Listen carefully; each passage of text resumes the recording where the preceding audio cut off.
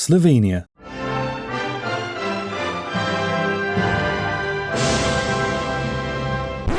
Or more specifically, Ljubljana. It's perfect. But seriously, it's a glorious place.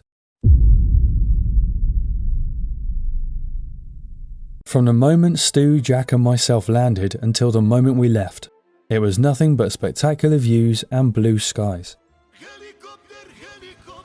This was our view when we stepped out of the airport. Imagine that on your commute to work every day. Even our journey to Ljubljana from the airport was amazing. Nothing but stunning scenery for miles, for those of us awake to see it.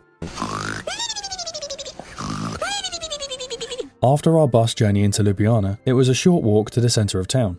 A walk with one particular sight that would have lured weaker-willed Brits like a mirage in the vast desert.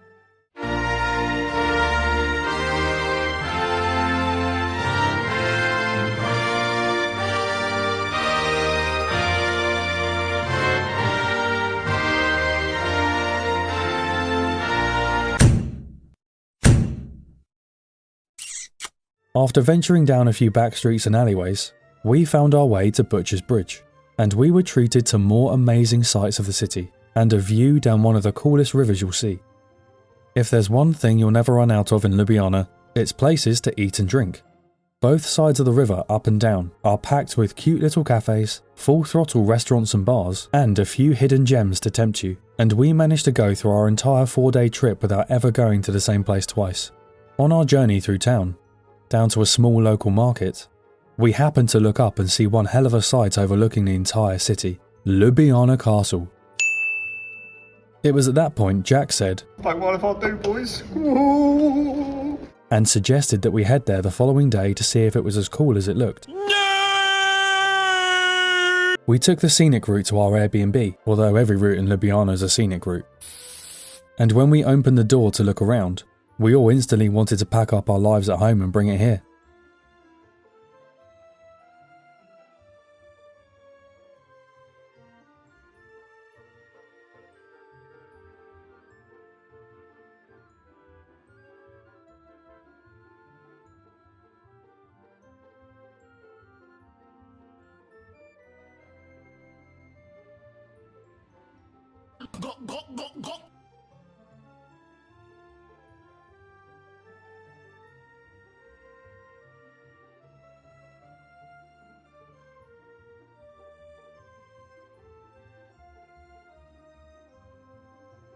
One of the coolest things about Slovenia is they don't have to suffer the boring greys and browns in architecture that we do here in the UK. And they don't have the tedious copy and paste design philosophy either. Every building is unique and people actually live in them. It helps make the city look and feel alive and exciting. We spent the majority of our Thursday in town walking around, getting our bearings and trying out the local restaurants and bars. And these are the best places to learn the language from staff and servers. A lot of waiters, guides and bar staff were happy to help us with the more colloquial ways to say things too. The people of Ljubljana are incredibly accommodating. Also, everyone speaks multiple languages. We met some people who speak 2 or 3, but the majority of younger Slovenians speak up to 6 near fluently, ranging from Slovenian and English, to Italian, Spanish, Russian, German, Polish, Ukrainian, and a whole host of other Eastern European, Slavic and Balkan languages.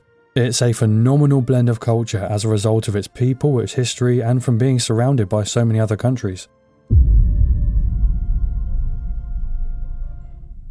On Friday, we decided to start our day with a trip to Ljubljana Castle. If I could make an immediate recommendation to anyone thinking of visiting Ljubljana, it would be to have a day at the castle. I am not someone who enjoys touristy stuff, and I'm even worse with long drawn-out historical info dumps that some tourist spots like castles and museums can be.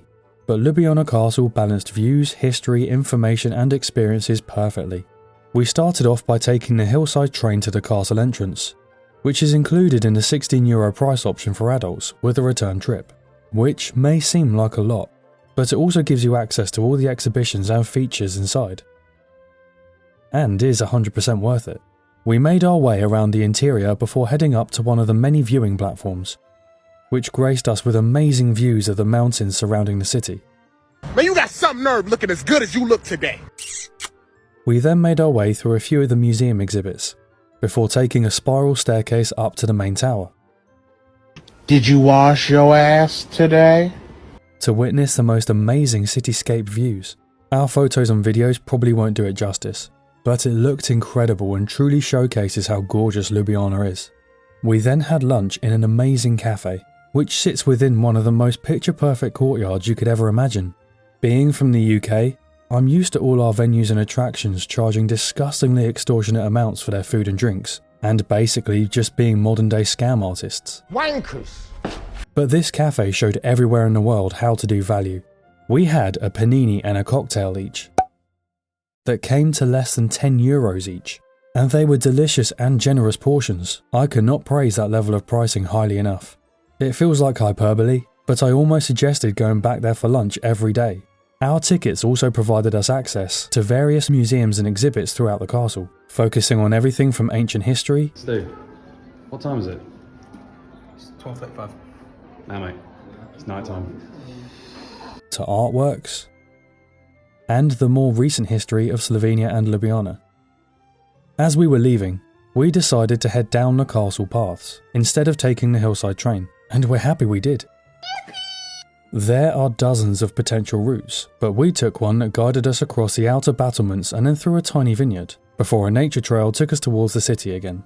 And it was when we arrived back to the city that I had my first taste of their locally produced Union beer. Now I fucking hate beer. To me it's bitter, tastes cheap, and does nothing to satisfy thirst or taste.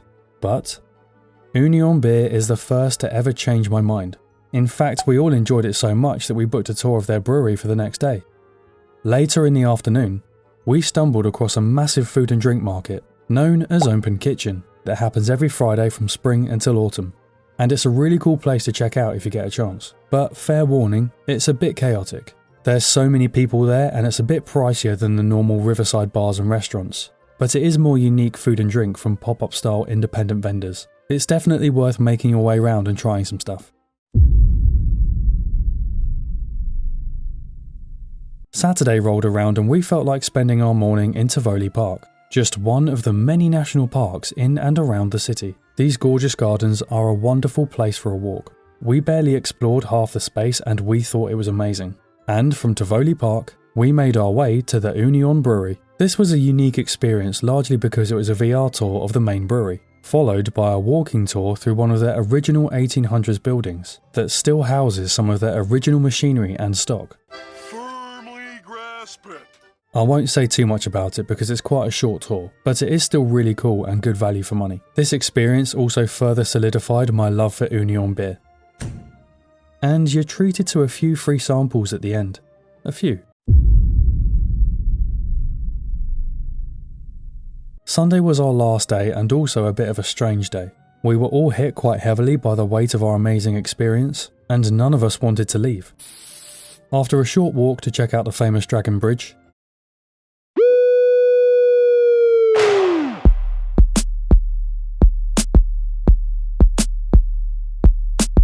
we decided to book a river tour, and being on this river was a relaxing way to spend our Sunday. If you do decide you want to do a riverboat tour, make sure you do a little bit of research, because there are a lot of options. Bobr, kurwa! Ja pierdolę, jakie bydle! Bober! And then, sooner than we wanted, our trip came to an end. Sir? Ljubljana truly is a gorgeous, wonderful and spectacular place, and there's still so much more to see and do than we did on this trip. I gotta tell you, it was perfect. Perfect. Everything, down to the last minute details. So if you're looking for somewhere unique and interesting to go on holiday, why not try Ljubljana? Peace.